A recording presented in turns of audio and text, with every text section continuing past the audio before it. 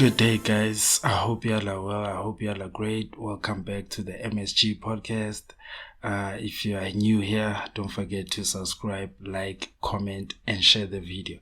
All right, there's an interesting clip that I saw from the Nhlanhla Commission, whereby one of the commissioners was actually asking the General Lieutenant Nhlanhla Mkhwanazi a question about why they had actually weared combat gear during the July 6 briefing. So I thought it was interesting the way he responded, the manner he responded to the commissioner. I think they also got impressed by that, the reasons why they were wearing in a combat mode, and he had all these special task force guys who were there. We know that those guys are tier 1 operators, and they are highly specialized, they have unique skills, and they are very talented in terms of combating, any kind of criminal situation, so the general gave like a very brief explanation why, but it was interesting to hear. So I just want us to hear that point, and then I will come back to further share my thoughts.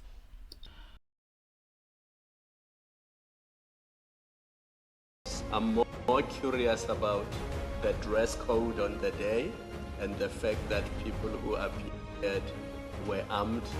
Just give us a general picture. Is that normally how your team dresses? Why were they dressed that way on the day? Okay, guys, so you heard the commissioner there. He was basically asking Mkhwanazi why they actually were dressed in combat mode, and the guys that accompanied the general were actually armed, So he wanted to figure out, why was the case during the July 6 briefing, and I think they were thinking along the lines that, okay, maybe the general wants to do a coup, maybe become one of the Ibrahim Traore's of this world, but it's not actually Mkhwanazi's point, and that we will actually see that it's not his point when he answers. So let's get a chance to hear his response from that question. Although we have to now display our tactical strategies in public, but commissioners, as we're investigating and this picture coming together, then we start realizing that we now have to move from being a service provider to society to becoming a force in order for us to prevent the El Cadors and the Mexicos to happen in this country.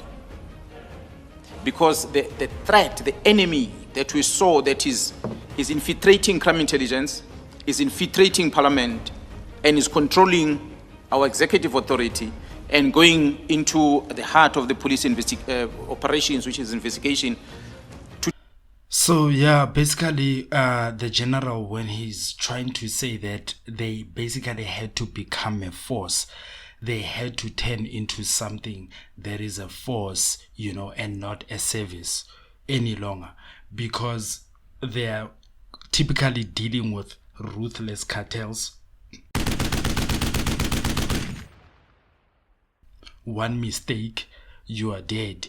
You know what I mean? You are either dead, or the docket is gonna be buried somewhere, or you are sidelined, like taken out of the system. You know what I mean? Just like what they tried to do with General Khumalo, whereby they actually tried to get him arrested on some bogus charges, about appointing a 29-year-old brigadier who was well qualified, coming from BMW, the private sector.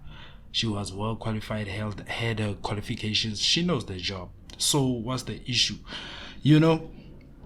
So now he's trying to paint a picture that, guys, if we didn't change our way of thinking, and think the way these criminals are thinking, because these criminals, it's either their way or the highway, and we know their way is obviously the wrong way, the criminal path, so the highway, it's where people die because they are getting desperate. When people get desperate, things get dangerous, you see. So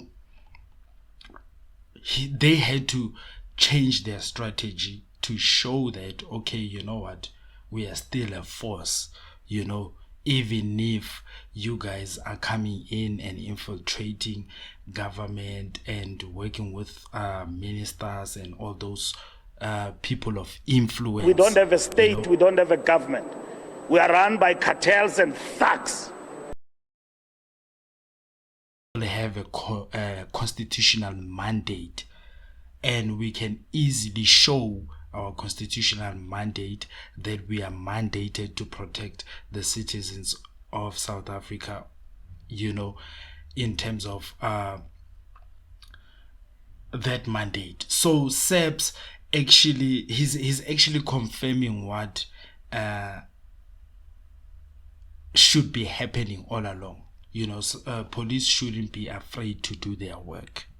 If we are at a point whereby police are getting afraid, or they know, okay, if it's General's beer, or if it's CB, or if it's this one, you don't have to investigate that case, you can't touch it, then that's where we become a lawless society, because now everything is just rogue, everything, it's like the deep state. There's a state, there's the government that we know, but there's a shadow government behind that government, and it's running everything basically. And obviously they don't have the best interest of you, the citizens. They only looking out for themselves. They want to wear these Gucci's. They want to live in 75 million rand apartments or mansions, actually, and they want to drive the most expensive Lamborghinis.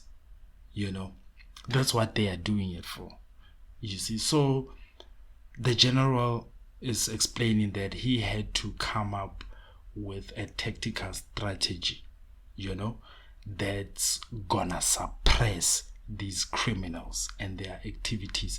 Because if they let them win this time, this is a critical moment. If they let them win this time and get their way and go about their business and it's business as usual, then it means that we no longer have a South African force. If Nhlanhla can kill people around allegedly, and do all these sorts of things, and then in turn get a contract worth 360 million from the South African Police Service, the same people that should be putting him in jail, he's getting contracts from them, you see.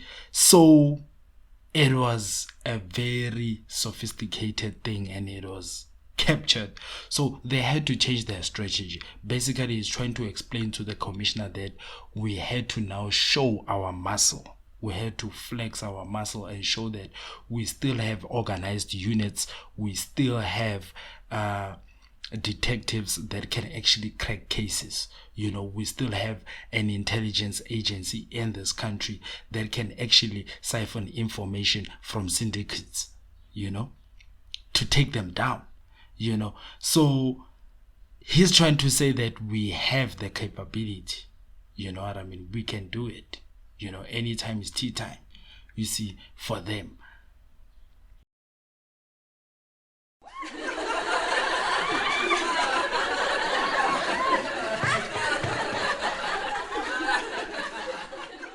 Date I'm speaking to you, the Nhlanhlas and the likes, if you go and see the record of cases withdrawn against Nhlanhla, and you really realize that you can no longer wear a tie and face this fight.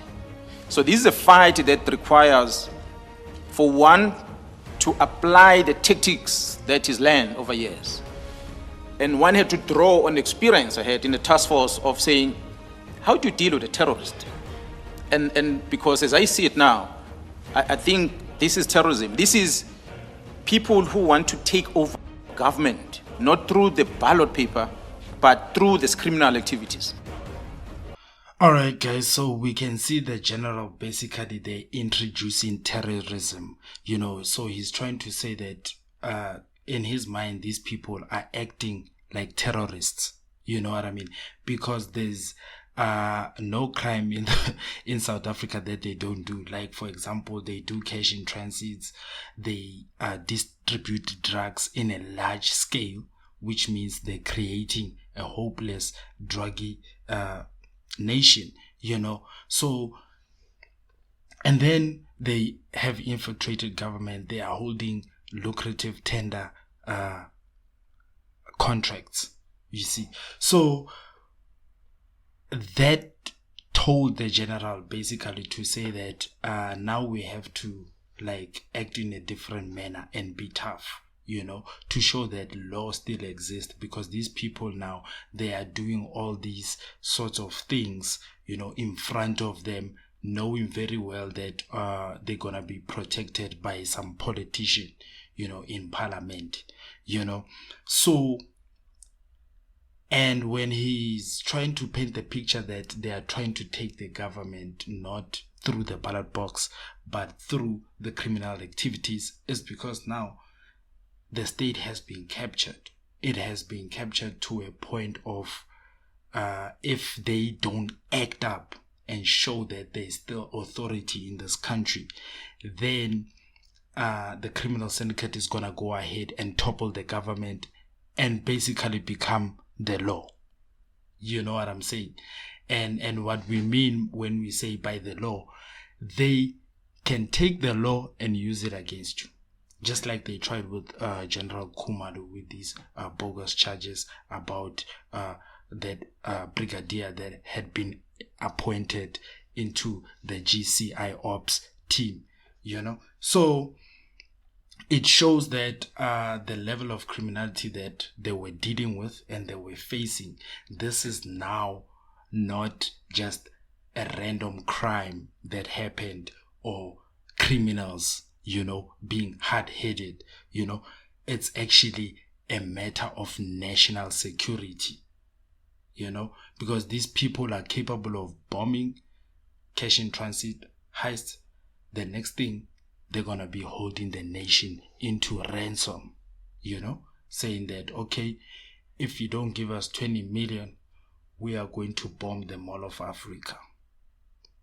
It's going there, you see. So that's why the general and his elite task force members, the unit from there, they had to come into combat mode, to show the country that, and especially the thugs, the criminals, the syndicate, that actually we have more muscle than you think, we have more muscle. And if you want a war, let's go to war. That's what they're actually saying. I know for a fact that the KZN police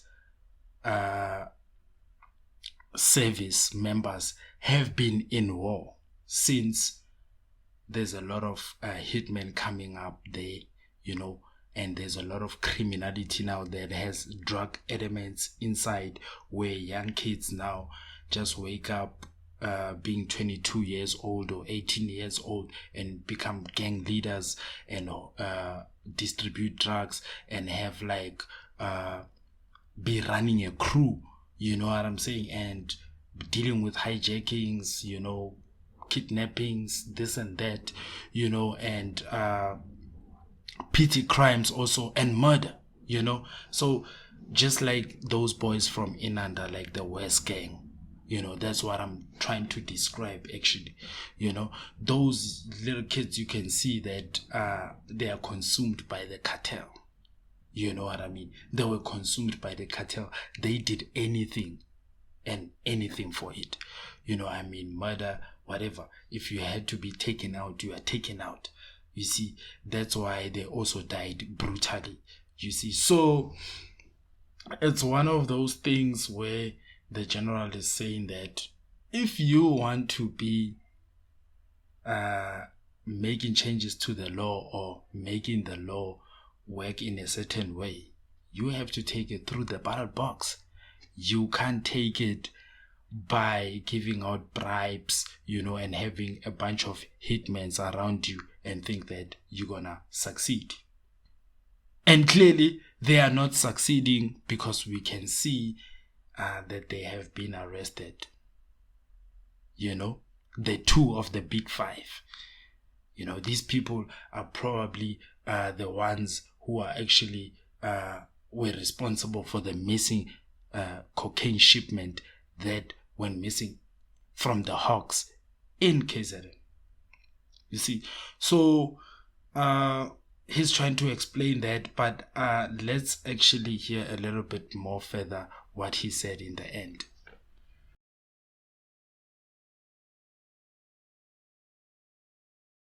We must protect those goes to the voting station. Political parties exercise their rights, they vote, they appoint government. But if government is going to be taken in this fashion, it cannot happen under our name. So it's for that reason that we wanted to communicate a message to South Africa that we are ready, and communicate a message to this drug squad, politicians, the executive, police officers within law enforcement agencies, that we're ready for them. I said when I presented earlier, I knew that I've got a target on my back. So for me, maybe you'll forgive me in saying this as a Zulu man.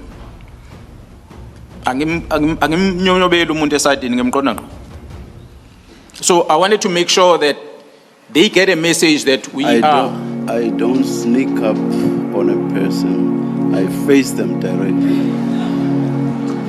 So Commissioner, we were pushed to the corner that for us to counter this, what is happening, let's draw attention of South Africa for them to realize the battle that we're about to face.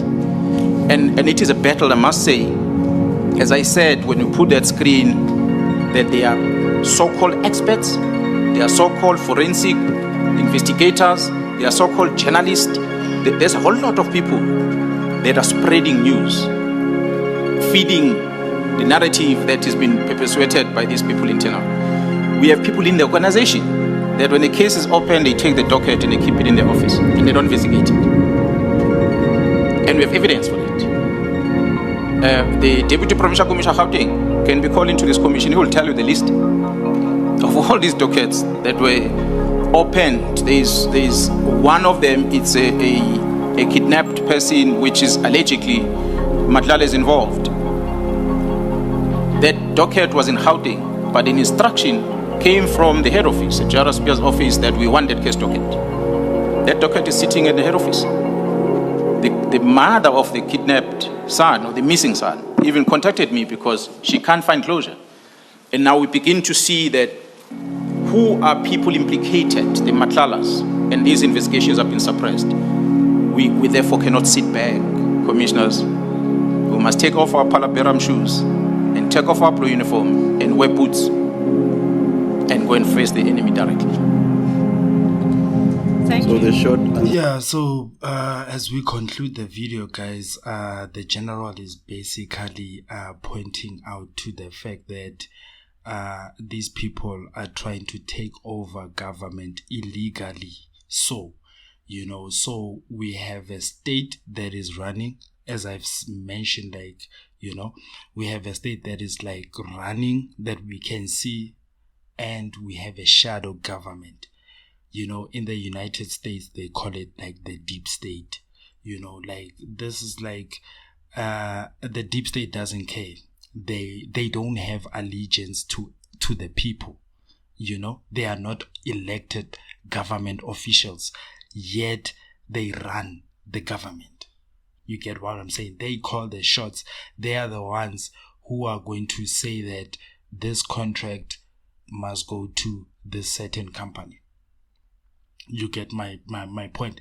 They exercise a whole lot of discretion on government tenders and stuff like that, but they are not elected. Nobody elected them.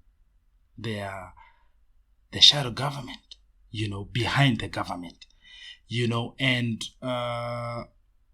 it's so easy to see that we are on the brink of a collapse, so that's why the generals, they had to take extreme measures. Remember that their lives are at risk, their lives are at risk. They are the ones who are taking the shots, the slings and the arrows for the nation. You know what I mean? And even though they are not part of any political party or have any political influence, but what they have done right now, it shows that our constitution is actually working. Because if it was not working, then they would keep quiet, and it will be that thing that, all right, we are going to hell. The ship is really sinking. You see, we are going to now become a narco state whereby 15 people can get killed in one day and nothing happens about it because they touched some drug dealer, So the general is pointing out to the commissioners, as you can see there on the commissioners' faces, they were actually happy by the way he answered that question. They didn't think he would go that route. They thought that maybe he was going to bash politicians and say, hey, politicians should actually not rule, should get out of government. No, he's not saying that. He's saying that if you need to make changes in the law, or you want to be a law administrator, then you need the mandate from the people. You're gonna get it from the ballot box.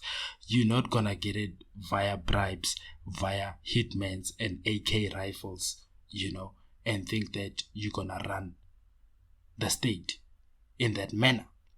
That's why these guys are sitting in maximum prisons today. It's because of the behavior that they instilled, in a lot of people. And you can see, or at some point somewhere, they are also handlers. There are people who are handling them. You know what I mean? Nhlanhla was taking instructions from Brown Mokgotsi, as we can see from the GCI Ops files that we are still gonna cover, Like those GCI Ops files, they can literally show you that Nhlanhla was actually, Brown Mokgotsi was actually extorting Nhlanhla for some money. You know what I mean? You need table for 200K. We need 8 flights. We need this and that. You paid this much. You have to pay this much. Like he was literally extorting him. I'm quite interested in the day when they meet each other in face to face. What the hell is gonna happen? Because it was some extortion, but he had to play along. Nhlanhla had to play along because he wanted those contracts. He wanted the political killings task team gone. This guy was busy promising him things, and that thing nearly happened because General Sibia, who I believe has actually made a whole career out of covering people, out of making dockets disappear. You see, he made a whole career out of that. I haven't heard anything good about that guy other than him making dockets disappear. That's the only thing that I know him for, since this whole shenanigans have started. And General Sibia, we've been knowing him from the Senzo Mewa case. This guy literally said all those dockets must come, and you heard the instruction came from the national head office.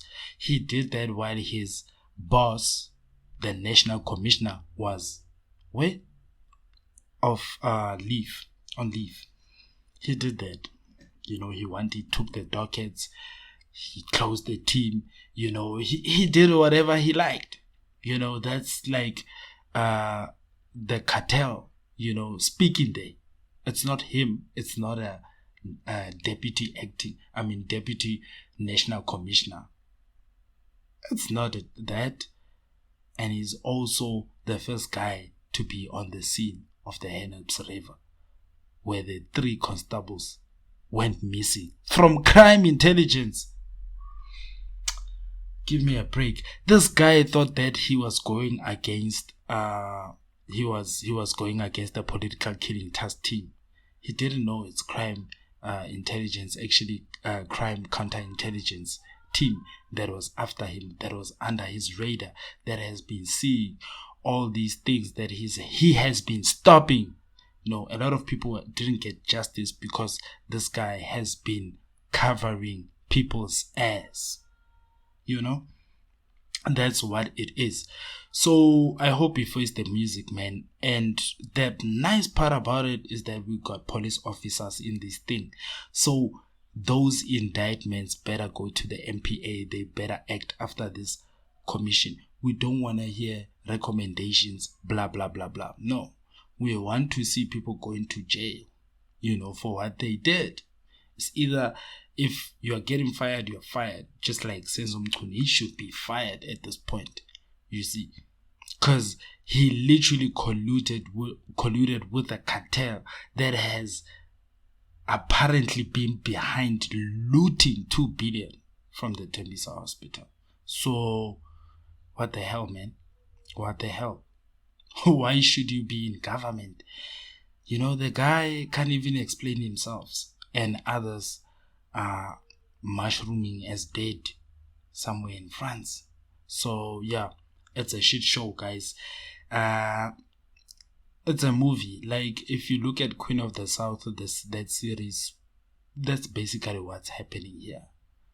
It's basically the same thing, whereby cartels have influence to members of parliament, and they somehow have something on the president, and all these type of shenanigans. It's something that is happening, and I think we need a new government. Just like the general said, it's either we're gonna give it to the generals or we get a new government that will have like capacity to actually lead South Africa, because we're not actually doing bad. If we can use our resources properly, then we could be the best, you see. So all we need is better leadership and direction, and currently there's a vacuum. That's why the generals are stepping in, because they're like, oh no, we can't let the country die like that, and it only took like a couple of people, political killing task team, General Mkhwanazi, General Khumalo, GCI Ops, that's a handful of people, probably not even 100 of them, maybe like 80 people, 60 people who have the same agenda and who were determined, to say that we're gonna stop this, we're gonna stop these shenanigans. And they did, and look where we are today. It's time that we reflect, we actually vote for something that is gonna be beneficial, The ANC is actually dead, it's dead, it's clear. And then even the leaders that are there right now, I'm talking about the executive, because even General Mkhwanazi mentioned the executive, even though he didn't say straight like the presidents, they can't handle it. They can't handle it themselves. Everything is out of control. They don't have any sort of control. Like I said, it's a shadow state. It's the deep state, operating in the shadows, and they are very brutal, and it's either their way or the highway, you see. So when you have a situation like that, then you realize that the country is really in trouble, and so it speaks to the stats, the stats. That's why the stats are so brutal. Like, we have murders, every day.